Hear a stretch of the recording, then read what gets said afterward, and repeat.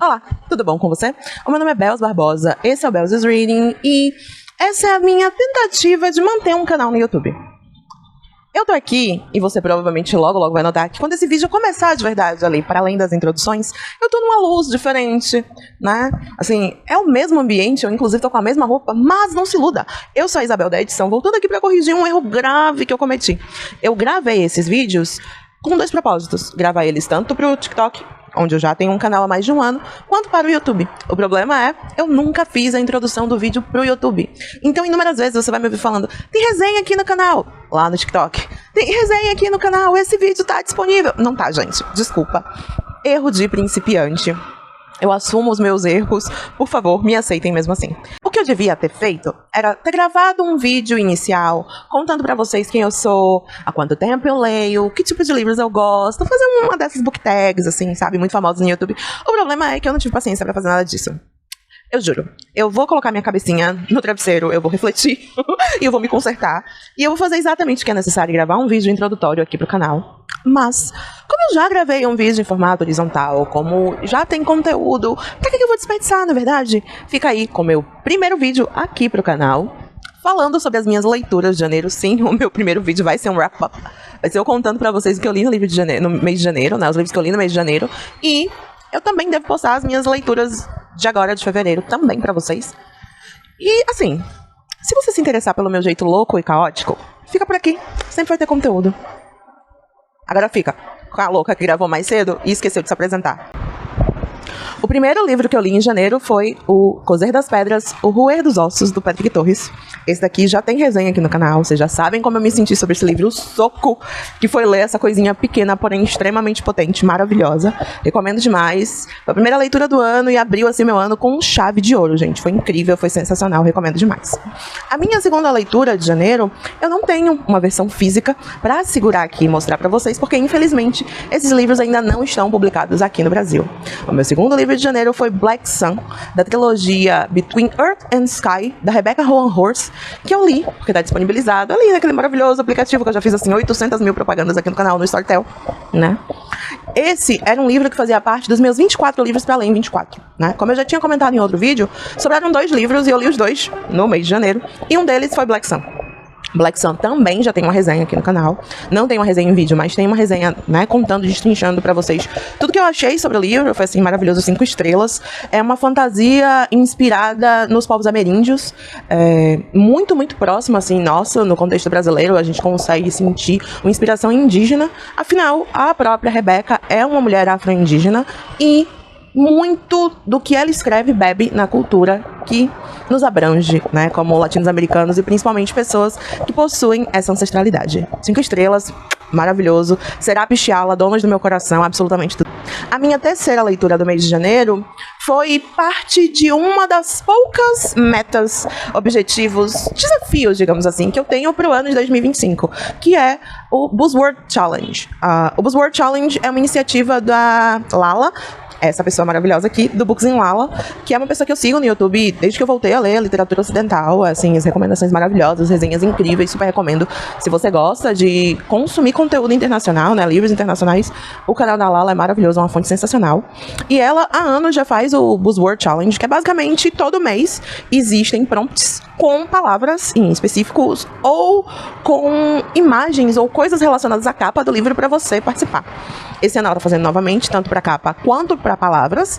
E aí eu resolvi participar de ambos, porque começo do ano, né? Um negócio assim, não tô me desafiando, deixa eu tentar fazer esse negócio aqui. E aí a primeira, né, o primeiro dos prompts do desafio eram palavras que contivessem truth ou lies, ou seja, verdades ou mentiras no título. E a minha escolha não foi um livro, foi uma coletânea, né, de histórias que a Amazon lançou, e eu vou ter que pescar, tá, gente? The Shadow Collection, Where the Truth Lies. Sim, eu escolhi um nome que tivesse os dois, porque eu sou safadinha. Mas na verdade é porque eu já queria há muito tempo ler essa coleção. A Amazon faz com certa frequência coleções de histórias, né? E essa é muito conhecida porque tem uma história específica que todo mundo falava muito sobre e eu queria muito ler. que acabou se tornando, inclusive, uma das minhas histórias favoritas. Esse livro em específico contém 7 histórias, tá? Dessas 7, as minhas favoritas foram The Six Deaths of Saints, que é exatamente a história mais famosa de todas, da Elixir Hero. Conta a história de uma pessoa que é visitada, né, por um santo, que diz para essa pessoa que a vida dela vai ter significado desde que ela entregue a vida dela a esse conquistador, esse imperador, esse rei, né, e que o ajude a conquistar o que ele deseja. E aí a pessoa sai nessa jornada para fazer exatamente isso. Para saber exatamente o que acontece, vai ter que ler, porque eu não posso contar. Mas assim, maravilhosa, incrível, assim, nota 10. Absolutamente sensacional. Eu já imaginava um pouco o que a história seria, mas ainda assim, saber não tira o impacto, não tira o poder da obra, né? Undercover, que é basicamente Infiltrado, que é a história da Tenzin, é uma história de uma pessoa que está infiltrada, descobrindo que talvez ela não seja a única pessoa infiltrada fazendo aquilo que ela está fazendo.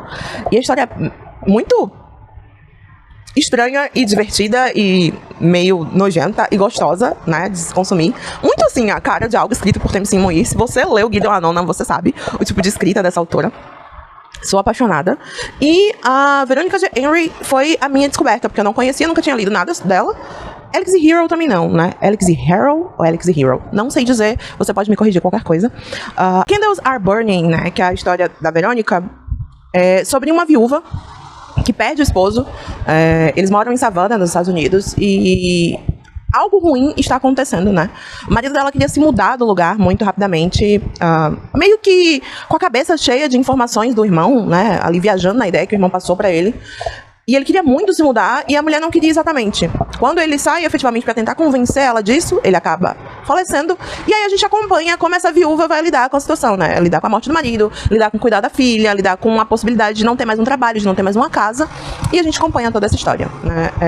Dito isso, como eu já comentei da Tenzin Muir, tem que falar da minha outra leitura, né, do mês, que foi Hero Anona.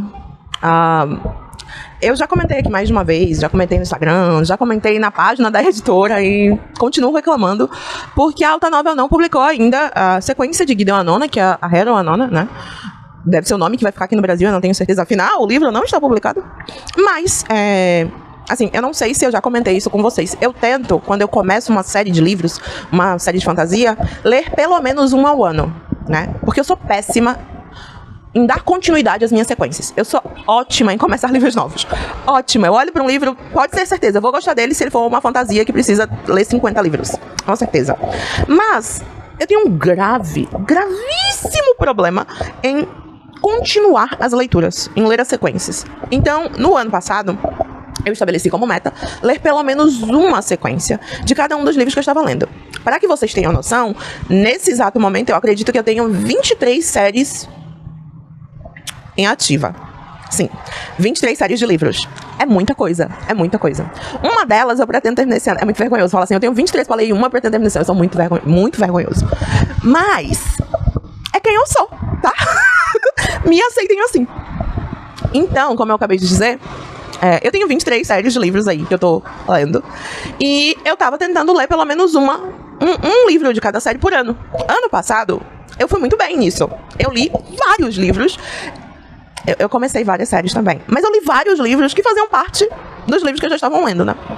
E aí, era um dos meus planos do 24 para ler em 24 ler a Hero Anona, para que eu pudesse, esse ano, ler a Lecto, ler Nona, perdão, já que a Lecto ainda não foi publicada.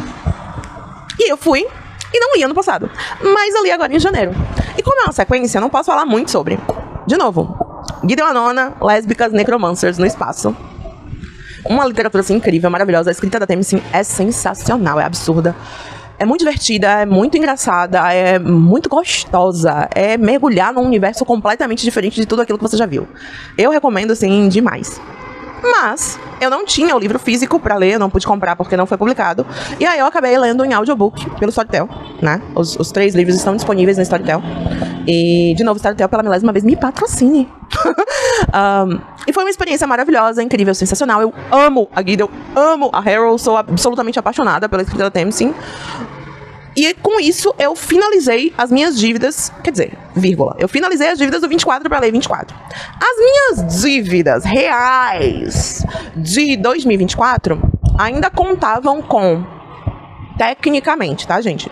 A finalização de Cut and Run, eu decidi se eu ia continuar ou não relendo o Guardian, porque eu resolvi reler, né? Mas, então, como é releitura, eu não conto pra meta, não conto como nada. É uma coisa que eu faço porque eu tô com vontade, talvez, então eu não boto ali na minha tabelinha. E Orve, né? Que é Omniscient Reader's Viewpoint, que eu ainda tô na metade do livro. Um pouco mais da metade agora, mas eu ainda estou lendo. Não terminei ainda, mas Orve é o tipo de coisa que eu não me cobro, porque eu sei que, assim, de novo, eu me apeguei muito ao livro, me apeguei muito aos personagens. Usualmente eu choro muito quando eu leio, então eu não fico colocando assim uma meta um dia. Quando eu estiver ótima, maravilhosa, incrível, eu vou lá e leio. E aí eu choro muito, e aí eu paro de ler por um tempo.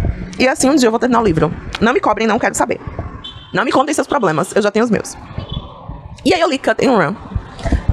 Cut and Run, eu acho que eu inclusive pulei a ordem dos livros que eu li, mas tanto faz, porque eu quero só, tipo, finalizar o que eu fiquei de débito de 2024.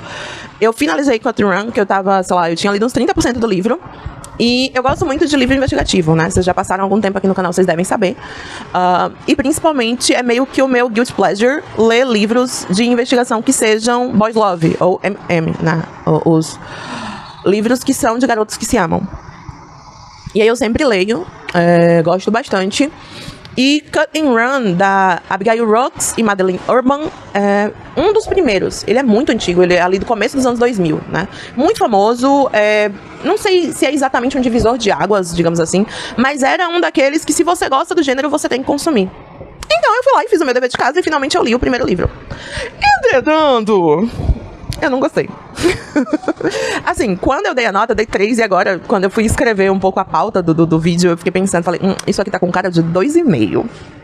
Por quê?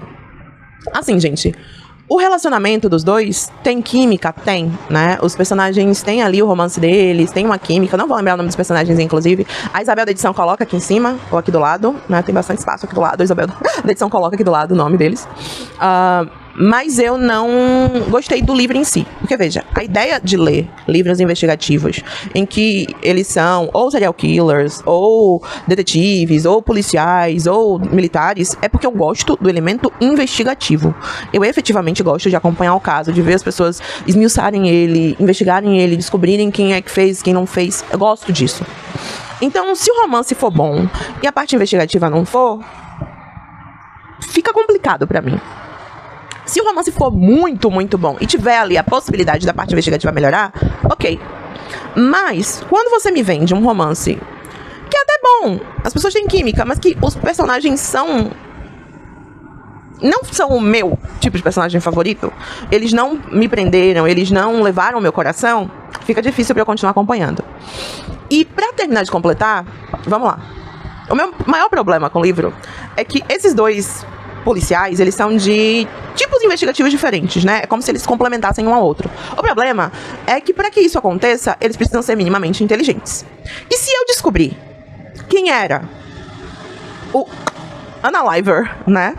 O desvivedor, no começo do livro, e eles só descobriram no final, na hora da morte, quase assim, sabe? Quando a mulher com a foice está batendo na porta, eu não tenho como acreditar que eles são inteligentes, gente. Eu não tenho.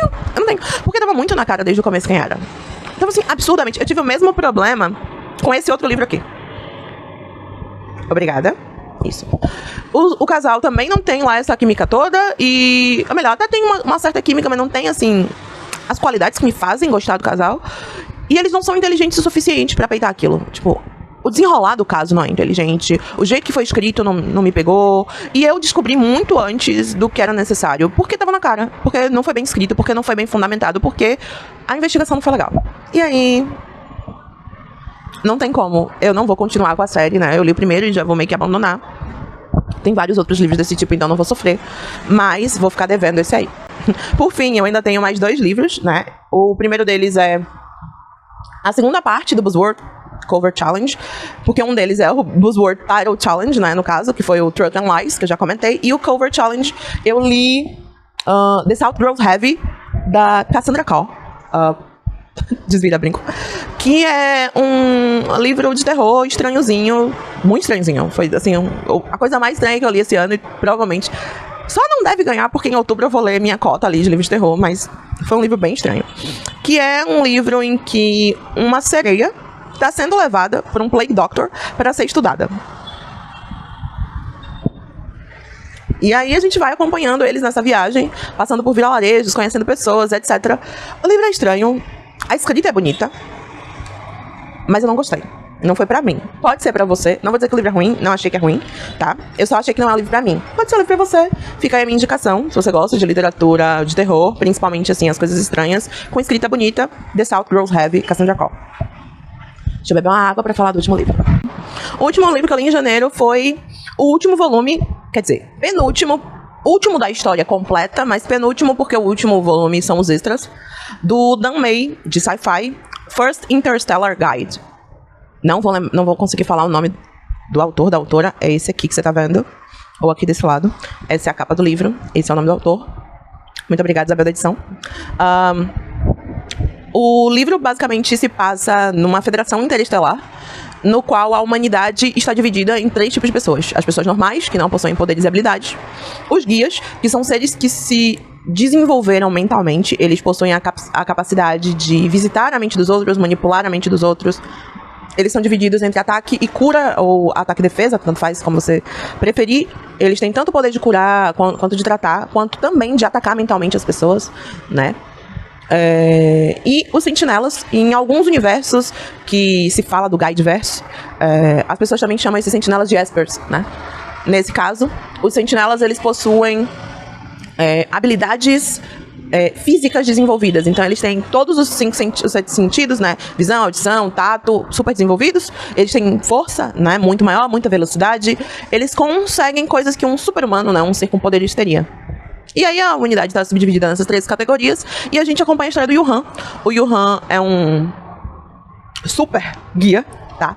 A gente não tem exatamente a dimensão do poder dele ainda no começo do livro, mas o que a gente sabe é que ele é um agente duplo que está se infiltrando para tentar descobrir o que aconteceu com a família e o batalhão dele anos atrás, né? A família e o batalhão dele foram aniquilados anos atrás, e ele precisa descobrir o que foi que aconteceu e também prevenir que a federação que ele faz parte seja dominada por essa agência, coalizão, digamos assim, de guias malignos. O Lu Zexuan é o sentinela que vai conhecer o Han, desconfiar dele e mais tarde acabar se apaixonando por ele, porque eles, de novo, são da May. E você acompanha ali eles dois desmantelando essa organização do mal e trazendo a paz para a Federação, além de também descobrindo como eles vão conseguir, inclusive, cuidar um do outro e curar as feridas que eles dois possuem pelas coisas que aconteceram no passado. Foram 3 volumes, eu li o primeiro e o segundo no ano passado e eu terminei o último agora em janeiro. Eu efetivamente deixei o último para terminar em janeiro. Eles não estão publicados no Ocidente, só tem tradução de fã. Já tem publicação, obviamente, na China e em alguns outros lugares, e na Tailândia, né, que é a ordem de 4 volumes. Eu acabei seguindo a ordem tailandesa, né, de 4 volumes para contabilizar a minha leitura. E eu gostei do livro, eu gosto muito de sci-fi, gosto muito do universo, né, do Guideverse. Foi o primeiro livro asiático que pega esse elemento, que assim, importante para quem não conhece. O Guideverse é uma coisa ocidental, tá? Houve uma série, no começo dos anos 2000, se eu não estiver enganada, que utilizou e criou esse elemento, e aí ele passou a ser utilizado em fanfic, e depois migrou para a Ásia e passou a ser utilizado em webtoon, em novels, né? E essa é a primeira novel que eu vejo utilizar o elemento, os elementos, na verdade, do Guideverse sem efetivamente focar no sexo. Se você sabe do que eu tô falando, você sabe do que eu tô falando. Se você não sabe do que eu tô falando, desculpa. A vida é assim. Mas foi muito gostoso acompanhar esses momentos e a utilização desses elementos, né, de uma forma muito boa, assim, e muito não comum, mas digamos assim, muito condizente com o que eu estava acostumada, porque eu já acompanho o Guideverse em fanfic há muitos anos, né?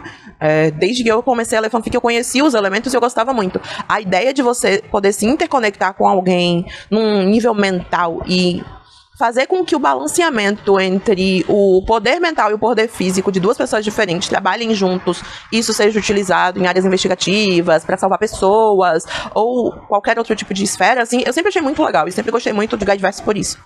Então, ler First Interstellar Guide foi massa por isso, mas o casal não tinha aquela química, sabe? E aí, assim, todos os livros acabaram levando 4 estrelas. Tanto é que, tipo, eu nem parei pra ler os extras ainda.